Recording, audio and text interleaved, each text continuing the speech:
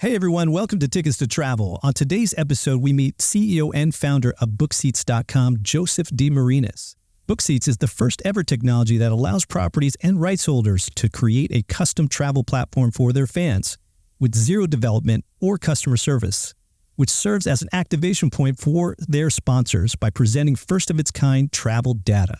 Joseph and I dive into his event ticketing and online travel dynamic packaging technology and how creating this technology in ticketing and online travel has allowed him to work with sports properties like the Vegas Golden Knights, the Green Bay Packers, and his newest client and partner, the New York Jets. So stay with us and subscribe where you get your podcast because Tickets to Travel starts now.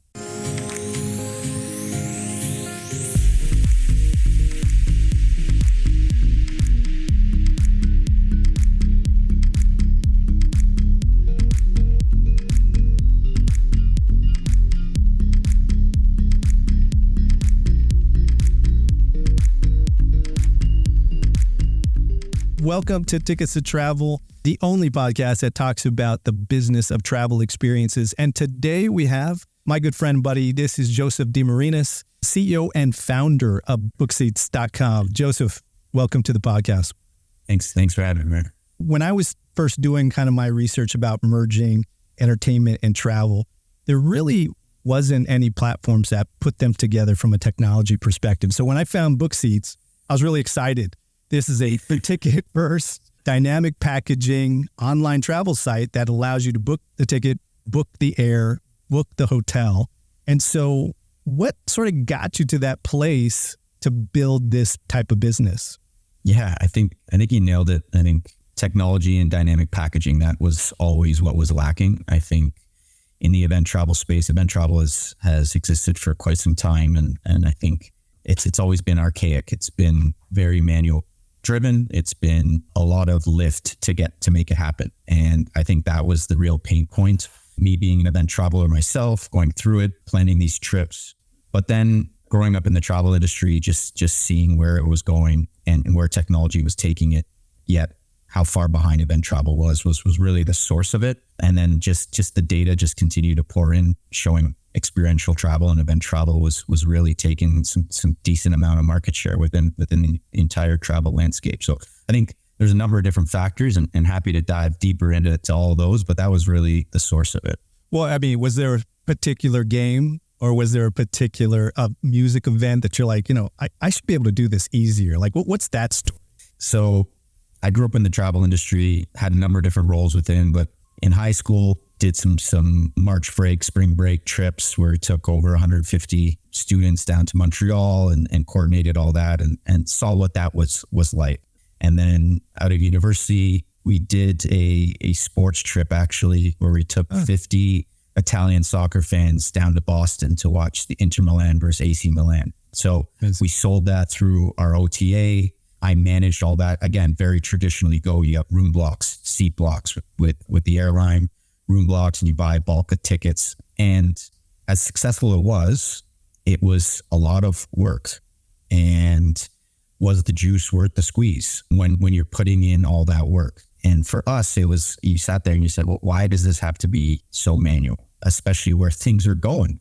Right. So it was that, I think that was definitely one of the moments where it's kind of looked at it and said, there has to be a better way. There has to be. First of all, I want to ask you, like, what is the deal with people in Canada, Toronto specifically, who go into student travel? Because I've met so many of you guys where, I've talked about it before, where it's like they have the understanding of going to negotiate a room block and going to a nightclub and getting a group of tickets set up and then pulling it all together, because there's quite a few of you who've done that. And what's interesting for me as being an online travel guy for a couple of decades, that was one piece of travel that I never experienced because of how manual it was, right? Like if I'm an old school Expedia guy and then I'm like, well, how do all these kids get to Cancun spring break? How does that get developed? When I of course was at Pollen, I started to really understand that and just seeing the gap that there really isn't a unified platform. One, for group hotel contracting and connectivity. Sure. Think about all the room lists and confirmations that have to get done. And then forget about air. You'd have to actually be on a desk and call in for a group block at that point. And then tickets in general, especially when you start looking at sports, there's different systems. It's very, very fragmented. So I had this sense of like respect for these guys who are just basically like yourself, who are hustlers. And so, I'm going to take a bunch of people and have an experience. And that was a key factor for me, kind of understanding like entertainment and travel. It should be as seamless as possible, but the way that these student tour operators sell it, it doesn't make a whole lot of sense online. And so there's always this disconnect of knowledge and technology. So kudos to you guys. And is this like a cultural thing in Canada? Because I feel like you guys don't market. I don't know if it's a cultural thing or it's what can we do to mask the cold. But I think, listen, the group stuff, have a lot of respect for it. I think it's there's a huge opportunity and space in it, but not only the manual management of that type of travel, but more so the risk, right? As I'm sure you've seen and you've experienced, when things go well, they go really well. But when things aren't going well, it's a huge, huge risk for the owner or the operator of that event. And if you're stuck holding the bag, it's a heavy bag to hold. Yeah, so that makes sense. You're like, I could take technology and basically take away the risk. Like I said, I think the manual labor, the lift is one piece of it, but I think the risk was the larger piece of what we were thinking when the ideology of what BookSeats is today and the whole live marketplace of what we do. Now that's amazing. So you started out as a travel guy, essentially. Yeah, I know your family's been in travel for forever. I think the other differentiator here is tickets. So what was sort of that journey for you, learning sports ticket, entertainment ticketing, and then how that came to be merged on a platform like BookSeats? Yeah, I think for me, I was never truly entrenched in the event ticket space personally. It was something that I had to learn and continue to learn because it continues to evolve. And I think what's been amazing about the event ticket landscape over the last 10 years in particular is how much it's grown. And yet the consumer still struggles with that trust factor or that comfort level with event tickets. And I think it's come a long way with fraud, especially in North America. It's getting there in Europe and international markets. But yeah, it was a continuous evolution of what the ticket space looks like and understanding what the sources are, who the trusted sources, and outside of the primary marketplace and Ticketmaster is really, as you know, really taking a stranglehold of the primary.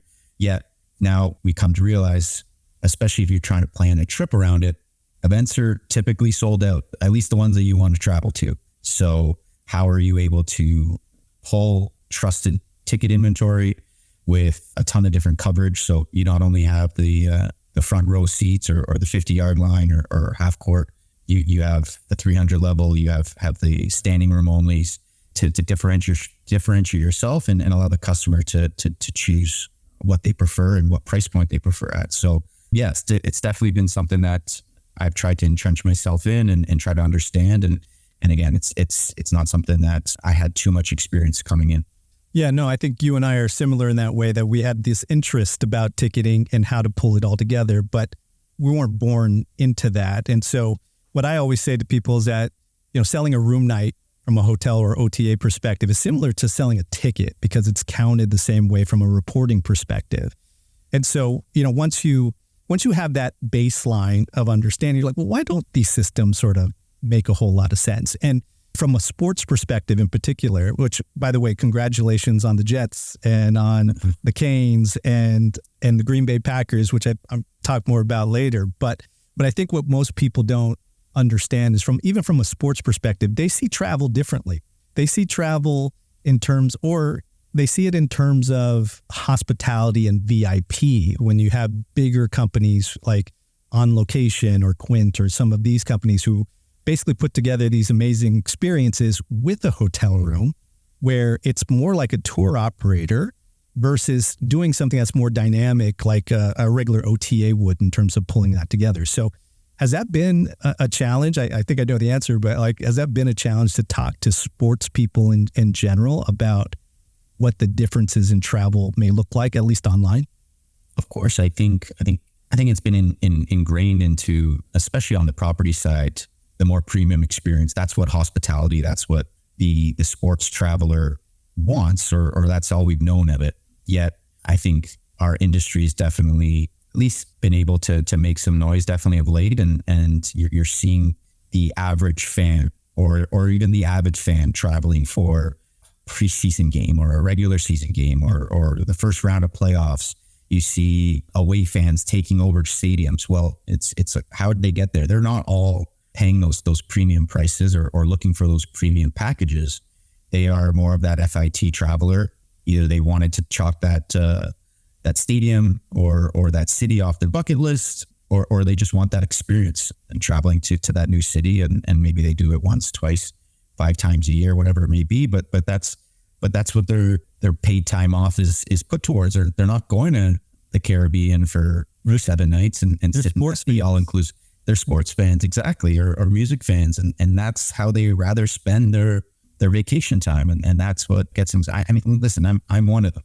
It's more than just a game or the event. I think it's the pregame, it's the postgame, it's leading up and having that experience going into a different market and experiencing, like I said, a different stadium, venue, or city. Yeah, it's not just the experience of the game, but it's the destination as well. Like I keep telling my son, he's a big basketball fan. I was like, this is a great way to see America. Let's go to New Orleans and go see the Pelicans. And then, right. we'll go hang out in the French Quarter, that kind of thing. Or who's going to get to Cleveland otherwise if I'm not going to go see the Cavs?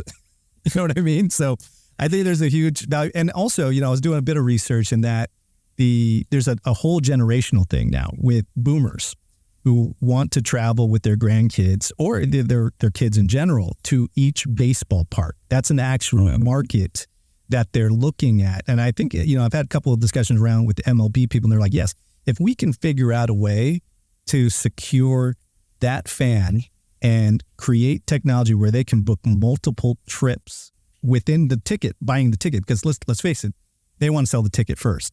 So if I'm following the Dodgers and I want to get to San Francisco and then to Chicago and then to New York, that doesn't really exist because, one, they want to provide the service, I think, to the fan. Also, as a league, they probably want to provide that data back to all of the teams. And I think that's a very valuable thing. So you must run into these type of use cases, I suppose, in your weekly discussions with your various partners. 100%. I think our properties, that's the main piece of it, Mario, is the data piece. How do we understand who that fan is? How do we retarget them? How do we learn more about them? How do we serve them the right services, the right providers? We want to amplify our official airline partners. We want to amplify our official hotel partners. So how do we serve a purpose to those fans, but then also learn more about them and maybe even reward them in that case? Hey, we've heard a lot within our space and different partners and properties, teams that are actually rewarding fans for following the team on the road. I know the Falcons ran a promotion last year, I believe, where for all their season ticket members, if they went to see the team on the road, if they proved that they went to a different destination and a road game in some form of capacity, that they would complimentary take care of their tickets to that game. So there's ways that these teams are always trying to be creative and reward those fans in particular. And with Major League Baseball, the whole ballpark and is definitely top of mind, especially for those guys over there. And how do we even reward fans for checking off all the ballparks in the league? And they should. They've spent quite a bit of money to travel with the family, and you've got at least 2 tickets sold, probably 4, and they're going to make it happen to a number of different properties around the country. So that should be tracked, right? There should be an account. Yeah, no, 100%. I think I think it's definitely something, but on top of that, you turn that fan into an influencer, if you will, right? And an extension of your marketing team, because they're going around telling their friends in their network what their favorite ballpark was, what their favorite city was, where they should go next. Best hot dog, right? Right. Exactly. So everyone's a content creator now. That's right. No, but yeah, for sure. It's definitely top of mind, and we're trying to help the properties achieve this. That's for sure. The Tickets to Travel podcast is always brought to you by Expo Travel.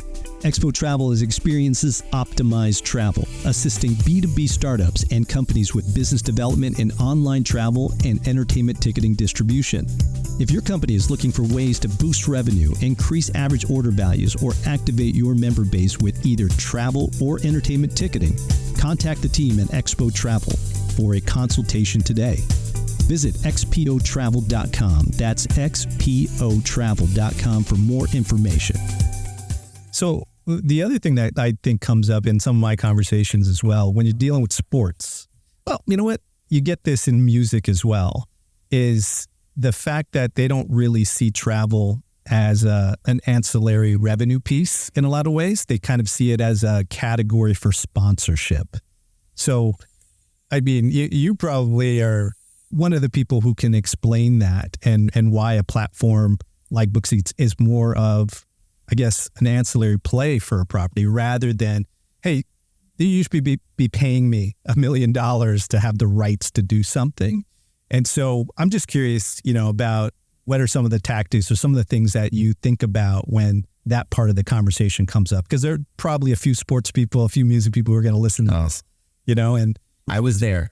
Yeah, I was there. I was on the sponsor partner side, being the official travel agency or travel technology partner, more of a marketing advertising spend. So believe me, we get it a lot when we talk to different partners, potential partners, properties, and you see a partnership contact come through. That's their first trigger point. It's how do I sell this category? So we get it, but I think for us, with our BookSeats experience technology, we're looking to work as a true partner with the property. This is a new category. There's a lot of potential revenue and opportunity for the property, the team to earn from this category. And for us, we are looking for exclusivity in the space. And like I said, we're trying to amplify whether they're current partners in the travel space or potentially to bring in new partners and adding a new element to selling new partners in that category. Whether that's the official airline being able to be the presenting partner of a Packers travel or a Jets travel. In the Jets situation, they have a massive JetBlue deal that we're working hand in hand with JetBlue so that when a Jets fan is searching for a flight and hotel and ticket package to Miami, JetBlue is going to be the first results that appear within the booking flow.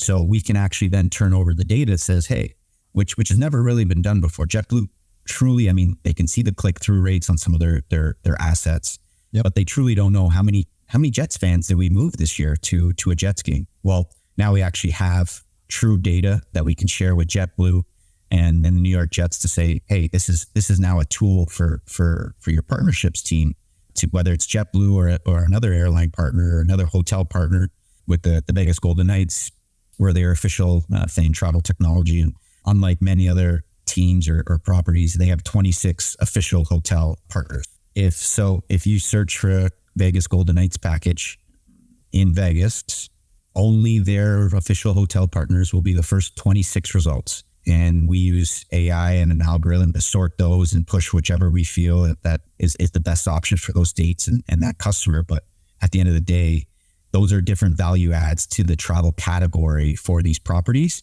opposed to just carving out a new section or a new fan travel sponsor category, which is something that we stay away from. And again, it's more of the upside opportunity, not only on the revenue side, but on the data side as well. This is tremendously valuable to just about anybody, really, when you think about it, because no one's really looked at the event as the demand generator over the last 20 years, I would say. So the fact that, hotels for years have been sort of anticipating when an event would happen and then they raise their rates. This is different in that, especially for air, they're sitting there going, okay, we know the schedule just came out. Let's see how many fans actually travel because of the game rather than sort of doing it backwards. So I could see where that could be tremendously valuable to any property to be able to track that, because again, I don't think it's been done. That's one of the reasons why, we've developed a relationship over the past, year or so, is that I hadn't seen anybody really do that. And as a OTA guy, having the ability to activate on that sponsorship too is interesting, because for people who are listening, back in the day, I was the guy who could control that sort order, right? Yeah. So if I'm putting in, I'm going to New York City, we could determine either based on amount of inventory, best rate, length of stay, what would pop up first in that sort order. And the reality is, I don't know, Joseph, how many people get past that first page? I mean, yeah, like Google, if you're not on the first page, you don't really exist, right? Right. So it's like 80% comes off the first page, and you could even drill down even more in the top 5 results. And then the other 20% comes in the second page, third page, that kind of thing. Mainly from someone specifically wanting to go to that property or looking for that specific flight. Yeah. So think about now how much leverage a sports property and entertainment property has on those hotels to say, okay, we can sell the positioning through a partnership with BookSeats to a certain degree. So yeah, just amazing stuff. How did you come up with the name BookSeats? I always like to ask that, because people, there's a number of different companies in this space and they have unique names. And so most of the time when we're just being in startups, trying to explain the origin of certain things about a business is always key. So how did you come up with BookSeats? What was sort of it's kind of obvious, obviously, but like what's... No, it's a great question. So my uncle Enzo DeMarinis, and a mentor of mine, he's one of the original founders of Bel Air Travel and redtag.ca, the Red Label Vacations group, along with my father. And he, back when the World Wide Web was starting to kick off, he was one of those .com hoarders and acquired a number of different URLs. Wow. and still has, I believe, a list of them that he banked and secured. And I think when we look back, even 20 years ago, when we look back at how D2C brands, direct-to-consumer brands were going after consumers, especially the e-commerce world, it was going and presenting the brand as a .com or a .ca, whatever it may be, because that's how you drive awareness. And instead of saying you don't have a brick and mortar, you're not going to a specific store or creating a brand. The brand is the URL. Right. So when we were planning and building out what is now BookSeats and BookSeats.com, it was how do we incorporate a .com, because that's where we wanted to drive traffic. We didn't want to just be BookSeats, because what is BookSeats? But if you hear BookSeats.com, then maybe you'll go to BookSeats.com to figure out what it is. As a call to action, right? Correct. So the call to action piece, I'm old enough to be around when it went from hotel reservations networks to hotels.com, which is kind of like obvious. And so I remember during that time period, people would say, well, where did Expedia come from? So if people don't know, IAC, which is a Barry Diller's company, bought both HRN or hotels.com and Expedia, merged them. And we'd go back to the Expedia guys like, how'd you come up with Expedia? And they would say, if it's not a call to action, like going there for hotels.com, he's like, the other secret sauce is something that infers travel, right? Or infers what the brand does, but doesn't have an actual meaning. So the guest or the end user applies a meaning to it, or you can build the brand around that. And essentially Expedia, for example, it doesn't mean anything, and also makes it really cheap to buy a domain name. To your uncle's credit, he was hoarding all the ones that are call to action. That's kind of the thinking, at least. So yeah, he sat into these, obviously. So he sat on a bunch of them. A lot of them are very travel related, of course. And BookSeats obviously was multi-purpose when it came to booking seats on an airline, as an example, or booking seat at an event. So it worked. It made sense.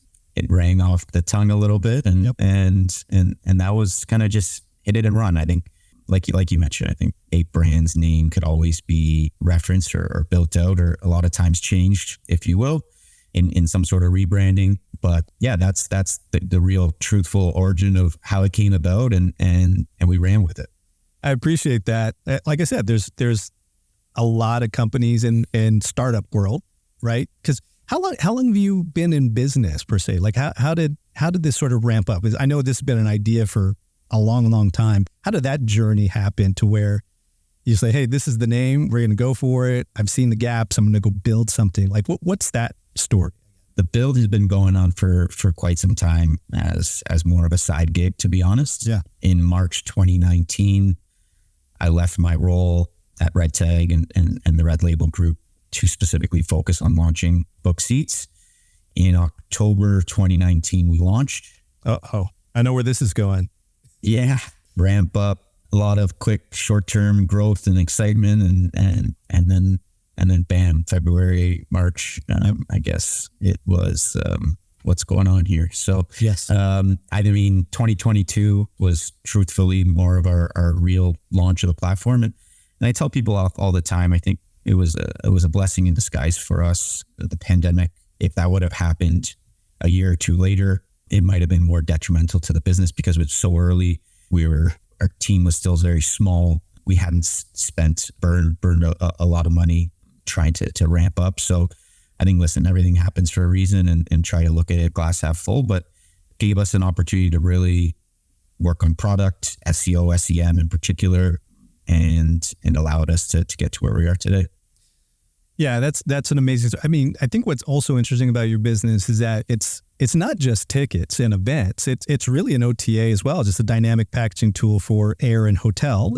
If you want that, you have the ability to pick and choose and build your own package. So what was the thinking behind creating that type of business versus, something that I guess traditionally entertainment would have in terms of blocks and doing things sort of manually? Because I do think that's a differentiator with you, is that it does go after the FIT traveler rather than, let's say, managing an on-location style Super Bowl package. Yeah. So what was the thinking? I mean, obviously you had the thoughts about how the technology would work, but what was the idea behind really kind of building the site from there? Yeah, no, I think the biggest thing, Mario, was that when we looked at some of these contracts and these room blocks, you say, okay, you go in, you spend the time and money to negotiate and go on risks for hundreds of rooms. When you actually dive into the price point, it's not that much better than you're going to get in the live marketplace. And when I say live marketplace, it's not just one source. You're utilizing tens of different top suppliers and trusted suppliers to pull their inventory and obviously obtain their rates, their net rates. So when we looked at it that way, we said, okay, what would be the true reason in doing that? So obviously that's why we elected for more of a live marketplace play. But then I think for me, the more traditional style of those kind of custom tailored packages, it was always a frustration or a question. Why do I have to stay at the Marriott for 3 nights? So what if I can't make that work? What if I only have 2 nights or 1 night to come into town? So I think it was, and what if I'm not a Marriott Bonvoy member and I have some sort of affiliation to a different property or product? So I think the freedom of choice piece was the biggest.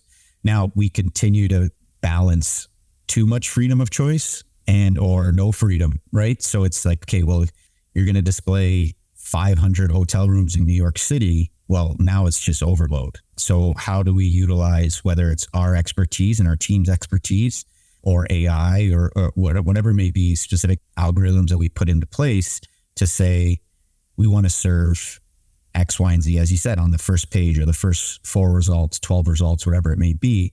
So there's not too much freedom of choice, but that's truly where it all stems from. I think the inventory, the rates, and the freedom of choice piece are all reasons why we elected to go the way we've gone. And then what excites us about what we do as well is that we don't bound ourselves to pure live marketplace. If the property has a contract in place with a specific hotel for some great rates, or if we want to source our own contracts, we are able to do so and embed them within our booking flow and put that hotel property to the top of the list and ensure that we get rid of our risk first.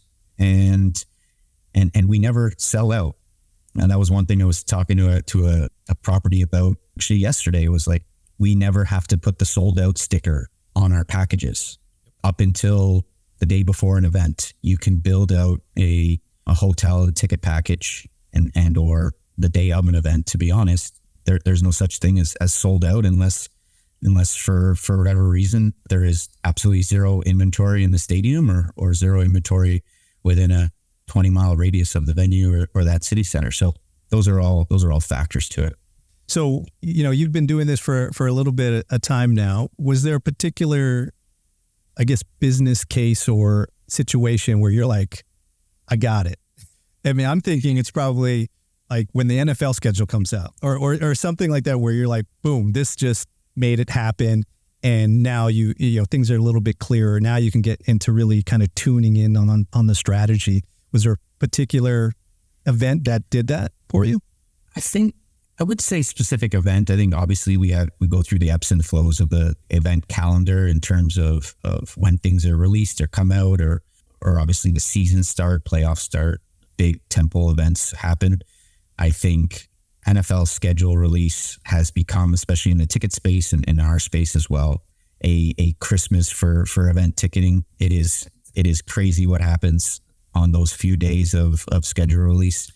And we just have to obviously always be in the position to make sure that we are servicing as many and as much of that market share as possible. And I mean, I think as a startup founder, you can never say that your idea is exact. I think you're always pivoting and fine tuning to make sure as not only the product and what you're building is what you want it to be, but the industry changes, technology changes, and it's a constant evolution there. So I think we always got to be on top of that. And one thing for us, I think we understand our retail business will always be there. At the end of the day, we own the customer. So that a Packers fan that books their Packers trip might also be going to see the Brewers in the playoffs and booking a trip to go see a Brewers game or a music event, whatever it may be, and are comfortable using the platform. And now we're a trusted provider. We had a great experience. So that returning customer is obviously key.